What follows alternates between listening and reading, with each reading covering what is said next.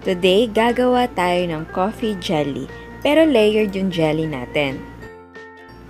Para sa ating coffee jelly ingredients, meron tayong instant coffee, black jelly powder unflavored, sugar, and water.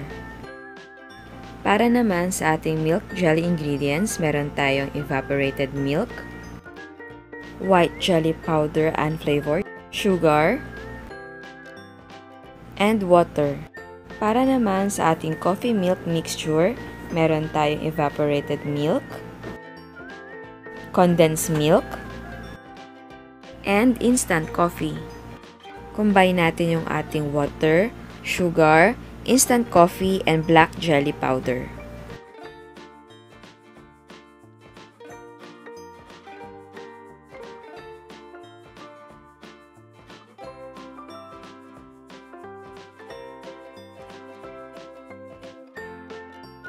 Tapos, haluin natin siya hanggang ma-dissolve lahat.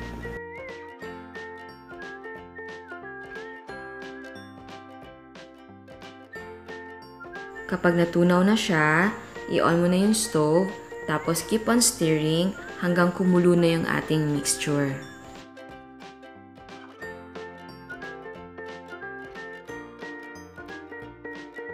Kapag kumulo na siya, i-off mo na yung stove.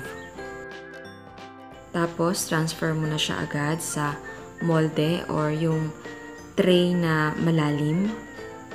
So, nasa sa inyo yon kung gaano kanipis or kakapal ang inyong first layer. And then, let it set. Tapos, simulan na natin gawin yung ating second layer na milk jelly. So, same procedure. I-combine natin yung ating water, white jelly powder, and then evaporated milk, and then sugar.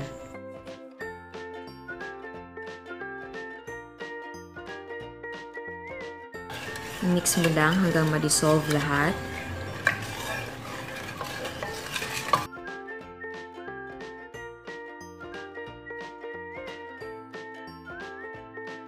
And then i-on mo na yung stove, and then keep on stirring hanggang kumulo yung ating mixture.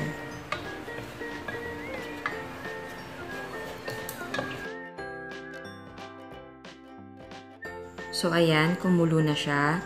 So, i-off na natin yung ating stove.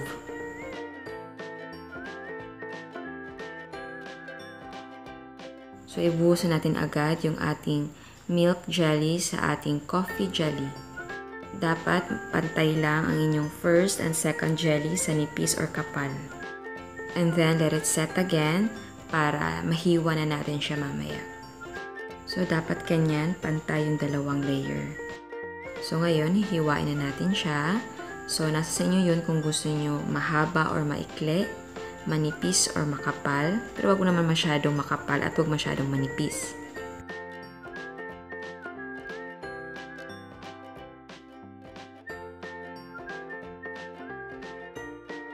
So, eto na yung na-slice ko. Actually, marami to. Hindi lang isang tray ang nagawa ko. Mga 2 at kalahati.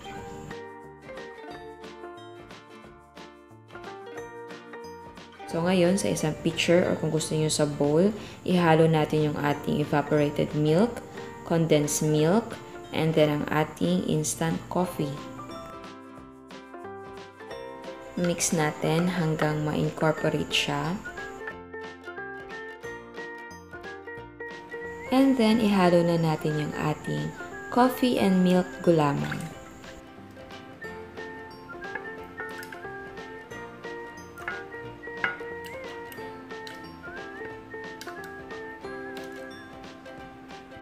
So, ayan, haluin na natin ng bahagya.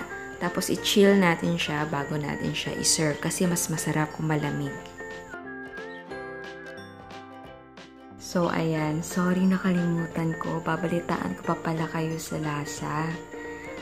Kalahati ng iniinom ko tsaka ko palang naalala.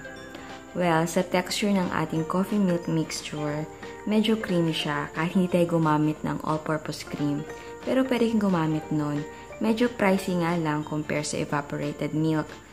Ang lasa naman, gusto ko yung konti lang yung coffee na inilagay ko. Gusto ko kasi na konti lang yung coffee pero marami ang milk, tapos matamis and malamig. Ay, type na type ko yan.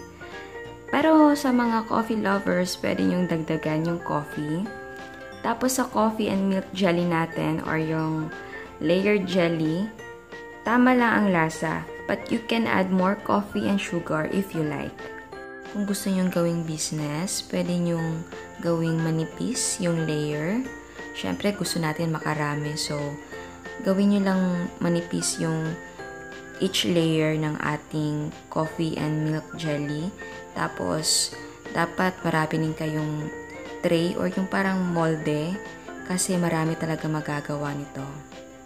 And then, pwede nyo din siyang hatiin sa gitna kung masyadong malaki.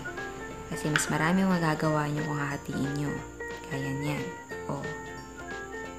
Dun sa dalawang pakete ng gulaman natin, marami talaga tayong gulaman na magagawa. So, pwede nyo gawin na dalawang evaporated milk na malaki, tapos isa ding malaking condensed milk. Tapos, tansyahin nyo na lang, baka pwede pa kayo magdagdag ng another milk kasi marami talaga yung ating gulaman. So, ayan, kahit hindi na summer ngayon, pabugso-bugso na yung ulan, okay lang yan kasi minsan, kahit walang ulan, yung init naman, sobrang init naman talaga. So, coffee jelly, pwede yan kahit August na.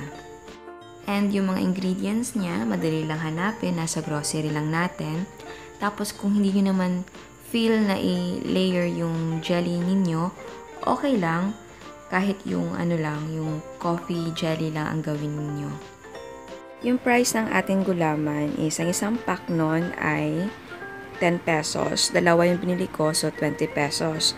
Yun namang gatas ay nasa mga 27 or 33 pesos. Na 33 pesos ang bili ko kasi bumili ako sa high-end na grocery. Yun, napamahal tuloy ako. Tapos yung coffee natin, yung isang sachet na maliit nun ay nasa 250 pesos or 3 pesos. Bili ka ng mga 5 pieces nun para sigurado. So, ayan, mag-coffee jelly na tayo and thank you for watching. Please subscribe to our YouTube channel, like our Facebook page, and follow us on Instagram. Thank you!